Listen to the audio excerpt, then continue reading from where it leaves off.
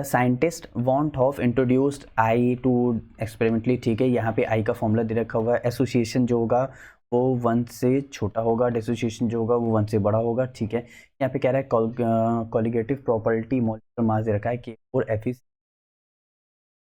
इसका मतलब जो मेरे पास यहाँ पे जो दे रखा हुआ है K4 FeN होल 6, अब इसका मतलब ये ब्रेक डाउन होगा तो जो ब्रैकेट वाला होगा वो एज इट इज रहेगा, पॉजिटिव वाला अगर हो जाएगा। K की वैलेंसी होती है +1, तो यहाँ पे कितनी होगी -1, तो इसीलिए यहाँ पे जो चलेगा हमारे पास और K प्लस चलेगा, बाकी ये पूरा माइनस चलेगा। इसका मतलब एक आयन ये है, एक आयन ये, मतलब टोटल 5 आयन से 5 आयन से 1 से ज़्यादा है, इसका मतलब डिसोसिएशन हो रहा है, ठीक है। यहाँ पे अल्फा की वैल्यू देखो हमको दे रखी हो 25%, 25%, या फिर हम लोग 0.25 ले लें बात। अब थोड़ा सा वांट ऑफ फैक्टर आप लोग को जानना जरूरी है, और यहाँ पे वांट ऑफ फैक्टर थोड़ा सा बता देता हूँ। देखो एबनॉर्मल मॉलिक्यूलर मास बोलो, वांट ऑफ फैक्टर बोलो या आई बोलो, सबकी बात सबकी बात एक ही है। तो यहाँ पे I is equal to abnormal, सुन ध्यान से देखना, नॉर्मल मोलर मास के टर्म में मोलर ऊपर है तो नॉर्मल ऊपर है। अगर कॉलिगेटिव प्रॉपर्टी होगा तो ऑब्जर्व्ड ऊपर हो जाएगा, नॉर्मल नीचे हो जाएगा। अगर मॉलिक्यूलर मास ऊपर है तो नॉर्मल ऊपर है, कॉलिगेटिव प्रॉपर्टी ऊपर है तो ऑब्जर्व्ड ऊपर है।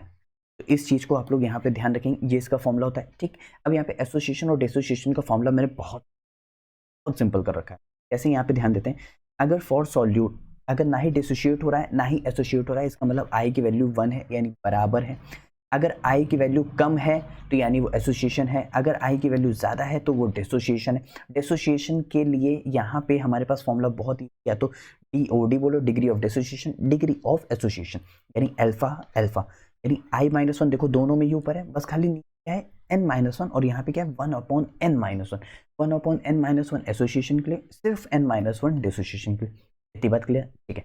अब यहाँ पे ध्यान दे रहा, यानी यहाँ पे हमको क्या पता चल गया, यानी हमको यहाँ पे पता चल गया कि इसकी वैल्यू कितनी है। अल्फा कितना है मेरे पास 0.25, अगर मेरे पास n, हम मतलब डिसोसिएशन में क्या था, अल्फा हमारे पास कितना था 0.2, यानी अगर हमको n पता चल जाए यानी I इजिली आ जाएगा। आओ n पता कर लेते हैं। n कैसे पता करेंगे, देखो यहाँ पे क्या डिसोशिएट हो रहा है वाटर में, तो यानी टोटल नंबर ऑफ आयंस कितने, टोटल 5 आयंस हो गए, तो total number of ions completely dissociate is 5।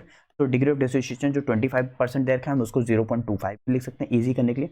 तो यहाँ पे अल्फा का फॉर्मूला मेरे पास कितना होता है, ये n कितनी वैल्यू, कितने नंबर ऑफ आयंस में डिसोशिएट हो रहा है वही तो n है, यहाँ पे कितना है 5, तो यहाँ से 0.25, आई की वैल्यू कितनी होगी 2, भाई 2 कैसे हो गई, यहाँ पे ध्यान दो, 0.25 इंटू में कितना जाएगा 4, अगर हम इसको हटा दें नीचे 100 कर दें तो ये कितना हो गया 1, ये कितना हो गया 4, ये मर गया, ये पूरा 1, आई इक्वल टू 1, यहाँ पे माइनस है तो उधर +1 चला जाएगा, यानी आई इक्वल टू 2 आ गया। इतनी बात क्लियर, ठीक। अब 2 आ रहा है इसका मतलब 1 से भी ऊपर आ रहा है, इसका मतलब ये डिसोसिएशन करेक्ट है। इसके बाद क्या कह रहा है, इसके बाद कह रहा है कि हमसे क्वेश्चन क्या कह रहा था, यहाँ पे ध्यान दें।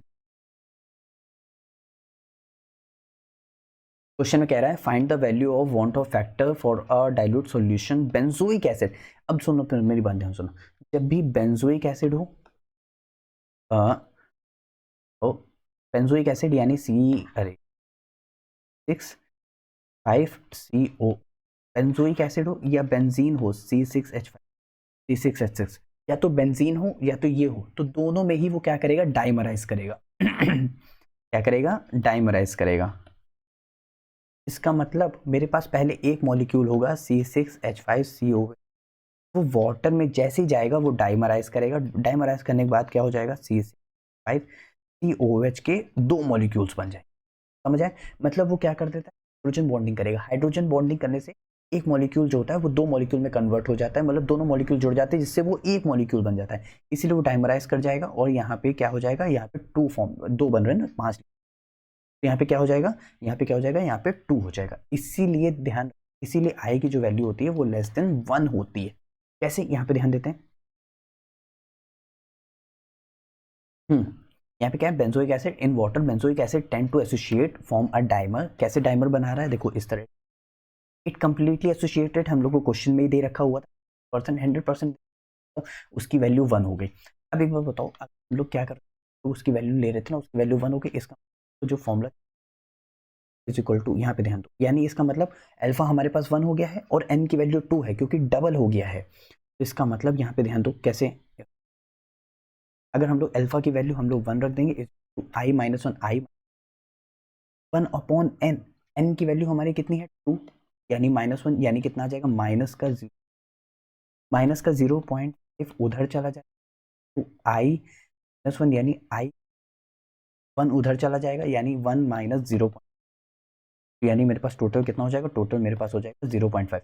अब देखो ये 1 से वैल्यू कम आ रही है, इस यहाँ पे हमने 1 इसलिए रखा क्योंकि अब 100% को परसेंट हटाएंगे तो यहाँ पे 1 ही आएगा ना, तो बस वही 1 चीज़ है। n की वैल्यू नंबर ऑफ डायमराइज कर गया, यानी एक मॉलिक्यूल तो 2 मॉलिक्यूल बन गया, यानी n की वैल्यू 2 हो गई। तो यहाँ से i की वैल्यू कितनी है कि 0.5, यानी वांट ऑफ फैक्टर 1 से कम आ रहा है, इसका मतलब क्या होगा, एसोसिएशन होगा। इतनी बात क्लियर है? तो आप लोगों को अच्छे से समझ आ गया, तो इसको अच्छे से नोट कर लेना ताकि आप लोग के एग्जाम में मार्क्स जो है आगे भी अच्छे आते